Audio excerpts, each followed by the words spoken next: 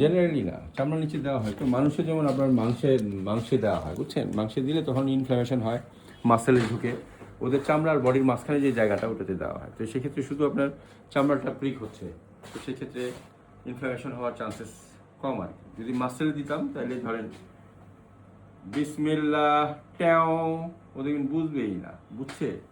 তো বুঝলোই না, কি হলো এই কাকু?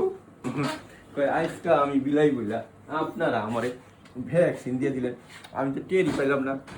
তাই দাঁড়াও, তুমি তুমি যে এত সুন্দর একটা বিলাই,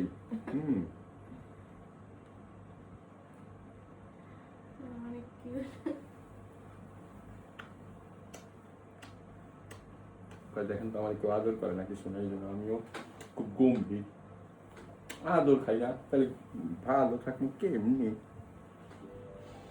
আমি আবার অ্যানিমেল খুব পছন্দ করি, বুঝছেন?